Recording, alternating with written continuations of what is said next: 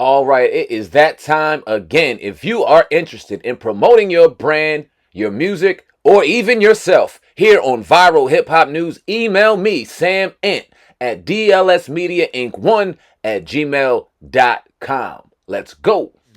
And we here, man, doing a thing. Sam, man, did you get a chance to see Pop Smoke's mom going in on Adam 22 for interviewing the killer of her son, man? I did. You did. All right, I'm gonna play it for the audience just in Yeah. case y'all didn't see it. Yeah. And then we're gonna rap about this. This is crazy right here. Let's do it. I want to know, how do you feel about people wanting to interview someone like that?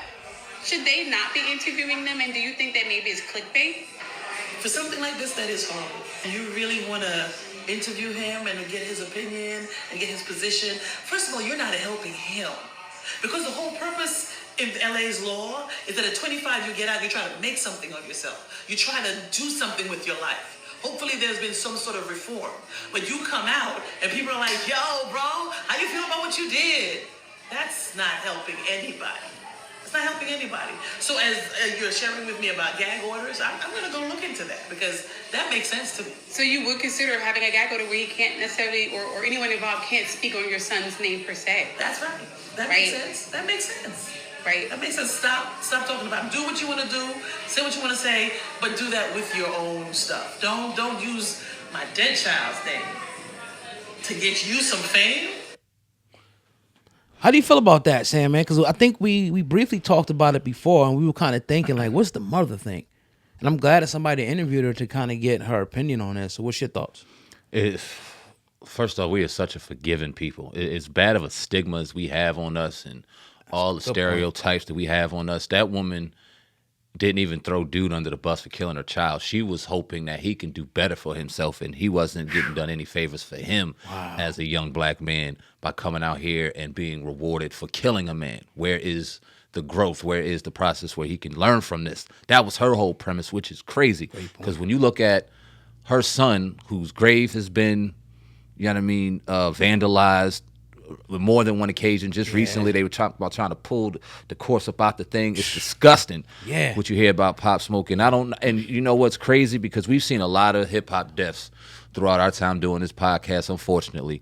I don't know if we've ever seen a dead rapper get disrespected in death the way this dude Pop Smoke is being disrespected, and ultimately he's not. It's his family that's being disrespected because they're here in the flesh, having to see and feel and deal with this. He's not here to deal with it. They are. So I don't understand it. I don't know how deep this goes because from what we know, the information that we got from the botched robbery turned to murder in that house that night when he dropped his address, didn't think it was anything that personal to where he'd be disrespected in death the way he is physically, like people messing with his stuff. So in regards, my bad, I kind of went off, but in regards to with his mom and Adam 22, I mean, we talked about it, and this is the day and age that we live in. It's absolutely just at disgusting the levels that people will go to throw our culture in the garbage, spit on it, piss on it, and continue to throw garbage on it and get paid for it.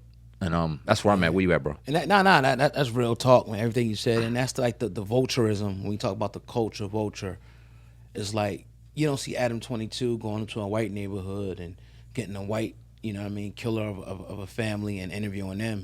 Everything has to be black, black, black, black, black. But they go over there and they feed the content to this dude, so that he's the epitome of a culture vulture, especially a situation like this. Like that's just distasteful as hell, bro. It's like you gonna really bring this dude on here, this clout chasing dude, and then we hear that he paid the dude, offer some clicks and views. But it don't surprise me with Adam 22, like our brother Tazariak was saying, because it's like this dude put his wife out there to get banged. Now this dude is willing to do gay porn, all this type of stuff, you know what I mean, to further his brand, to make more money. And to me, a lot of people feel like that's the definition of a sellout. Like no matter how, like people, this money thing is like, it's overblown, man. Because it essentially doesn't bring you happiness. Yeah, it's great to have.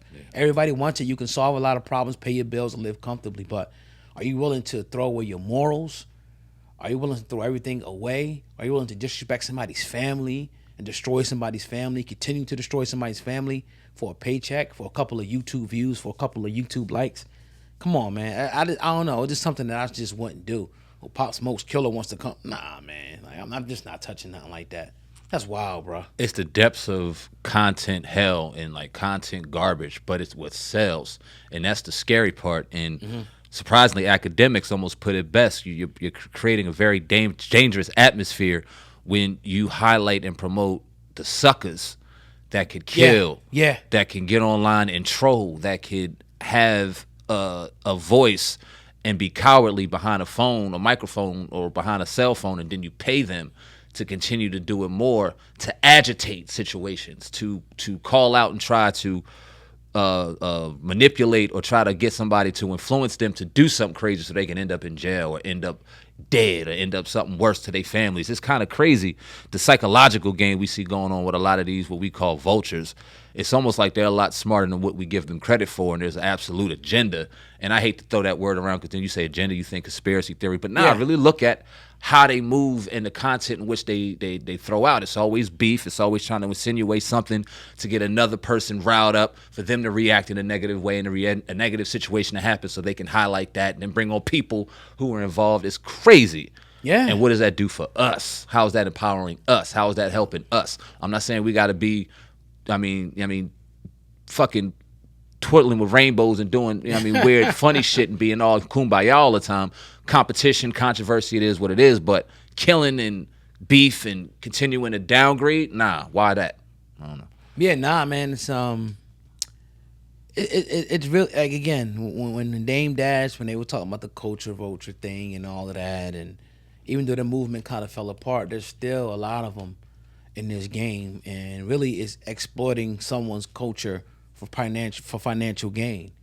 You know what I mean? And he's not the only one. There's a lot of other people that do it, but they couldn't feed on us and do what they did unless we let them do it. And that's the part that pisses me off. I seen Rallo, he did an interview on Say Cheese, and shout out to Say Cheese, black-owned platform. He said, I did 600,000 in a day, and I wrote in the comments under it, I'm glad you went to a black platform. You know what I mean? Because as much as, it's a competitive game and all that at the end of the day, but look, you go to another brother, cool. You know what I mean? Because, I salute, especially somebody who's self-made. Yeah. That been around for a long time, that ain't get no handouts, no deals or nothing like that. Did it from the ground up. I can always respect that hustle because that's us. Where ain't he from around close to where we are? I'm not sure exactly where he's from, honestly. Okay. I thought he was from Philly. That's what I was thinking. But I'm not sure. Gotcha. But great platform, great interviews, and he's doing it, man. He's doing the damn thing. So Yeah. But now that his mom is so pissed off about it, I'm even more pissed off about it. Because a lot of times people's mom and stuff don't come out and say anything. Mm-hmm. But his mom came out and said, come on, man. Like, this is crazy. And, and then you're putting the target on your own back now. Like, you want fame and clout that bad? Like, come on, man. I don't know, man. I don't know. It's just like, you create the atmosphere that somebody might want to come hunt you down now. Yeah.